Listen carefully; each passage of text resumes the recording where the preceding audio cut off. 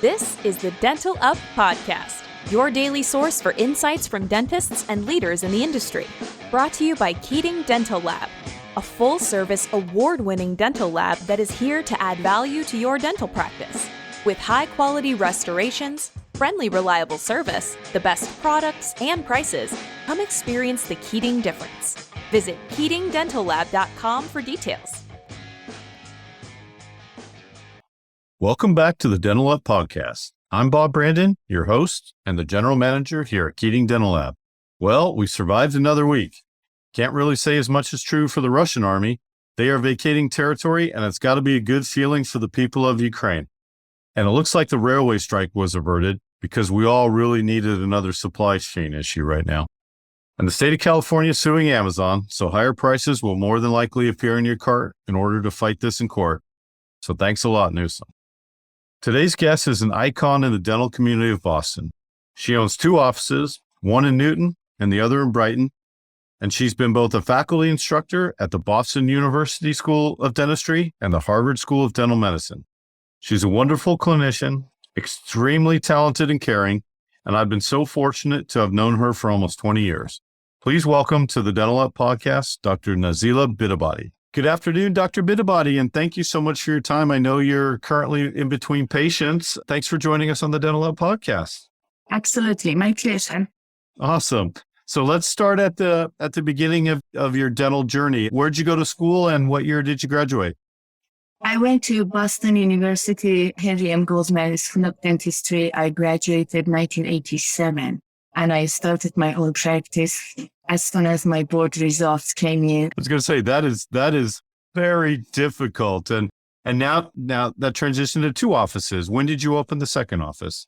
Actually, which office was first, Newton or Brighton? The Brighton Austin office was first, and I was there for many years. After probably two to 3 years, then I was able to have a hygienist, and then have a specialty coming to the office for half the day. Patients would ask that when I wanted to refer them to perio or endo, they would always ask, can't you just do it yourself? No, we don't want to go somewhere else. Sure. So that opened up that door of opportunities. So I would reach out to my alma mater and ask them. And I always have been associated with someone from Boston University. So either the graduate or recently graduate would come in. So as that office got a little larger, and it was a private practice, and I learned as I practiced. Then 3 years, I think it took another at least 10 years. And then I bought a practice. The doctor was retiring, and I bought just the patient base. Okay. And that allowed me to expand the office. And it wasn't until 2003 that another location of the older dentist came in market. And he also was a general dentist like me.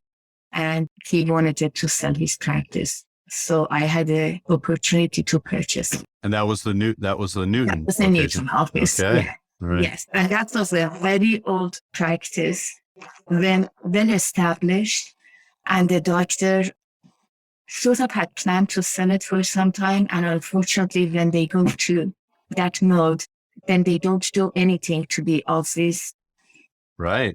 But, anyways, when I took over, it was, I tried to reach out his patient base. And of course, it was an older office, so I had to renovate, get new equipment. But I believe in that. I think you have to spend money on your facilities, on your people, and on your equipment. Otherwise, you become old and obsolete, and nobody likes that. That's right. No, that's absolute words of wisdom. So are you still running? You're still running both offices, correct? Yes, I am. I did have an associate up to 2016, 17. And we were planning to do something else with the real estate of the other practice, but nothing happened, and I didn't want to hire another doctor just in case that our other plans would go through. And then, of course, 2020 happened and the pandemic. We were closed for 3 months. And that was the only 3 months I have had off from the profession all my year. You would have thought I would have had a good time. Oh no, it's so stressful. It Oh, was very yeah. stressful, but thank God it's behind us. Right. So right now, I am working 3 days and 3 days, this office and that one. We alternate between the days. And I have endodontist and periodontist that come in. We have 2 full-time hygienists and 1.5 assistant. And where I am at, and maybe other doctors feel the same, is extremely competitive to hire people. In addition, that the salaries are much, much higher. There is no availability, especially after pandemic. I feel extremely lucky that I was finally able to hire hygienists full time, but only for past 2-3 months. You know, that's a nationwide phenomenon. I mean, it's here in California as well.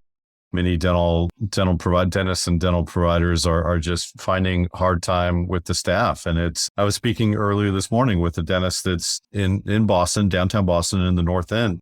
And she was mentioning the same exact thing. So it's a challenge. It's a real challenge. You know, the dentists want to work and treat the patients. And unfortunately, it's all the other people that work in the office that, you know, make it really efficient and make the treatments flow that Exactly. I think dentists are struggling with.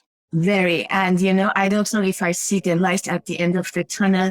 Also, you know, at Boston, I am connected with both Harvard Dental and Boston University. Right. They also tell me they cannot find hygienist and assistant. So we all struggle. As a result, I used a lot of temporaries from temporary agencies. So I think temporary agency probably was very happy about this situation. True. That they charged astronomical, and I wasn't looking for profit from my hygiene. I was looking for continuity of care. Yeah, to take care of the patients. Yeah. And I met a lot of very good temporaries. They just didn't want to work full time and on permanent basis. But hopefully that's, at least for me, for past 2.5 months, I finally was able, of course, they are recent graduates, you know, so they need a lot to learn, and their confidence, of course, is building day by day. But that's okay. To me, if someone has a good attitude and wants to learn, then that's a good combination. Then they will learn well. And they need your work ethic. I mean, you still to this day work 6 hours or 6 days a week. And I've known you for over 20 years, and that's how you've always been. And you've always, you know, found time in your schedule to go back and teach too. I mean, it's really amazing, but your work ethic is really unparalleled in this environment. And I've always admired you for that. And I applaud you for that. And thank you. Tell us a little bit about the students, because I know your son now is also in dental school, and then you teach at HSDM. Yes. Tell us a little bit about the experiences with the students these days. Well, you know, the students are doing well. I love it that I've seen more like for the profession. They are coming into it because they all have this agenda. I like that they want to go back to their communities, which is great. And they enjoy this part of healthcare. I always felt bad. I never cared because I used to say I'm not a medical school rigid. I wanted it to be a dentist. I liked the flexible hours part of it, and I always wanted it to have a family, and I'm glad I have. And, you know, at night when I go home, although I'm on call myself, but very rarely I get called or interrupt my vacation or anything like that. So I still love that. The students are all doing well. It has been a hike for dental school more than medical schools. We have a lot of applicants. Oh, wow. Okay. They have pushed the envelope to higher and higher GPAs. Mm-hmm. So I'm dealing with extremely smart, motivated students. And, you know, it was hard on people who were 2018, 2019, 2020, but they are coming back. It has been difficult for schools too. I always tell the deans that I see for them, it hasn't been an easy time to be a dean, and it costs the schools a lot of money to have all the PPEs. But we all did it. It wasn't easy for private practice either, but it is what it is. Sometimes it's less time to just do the work rather than complaining. just do it. Do something so you can go forward. You have to fight through it because you have another patient that needs to be seen. And yeah, there's more things to clean and more surfaces and more air purifiers and filters nowadays. But yeah, you just got to fight through it and battle and take care of each person's unique needs. Exactly. And people are having a lot of crunching and grinding problems. We have a lot of broken teeth problems.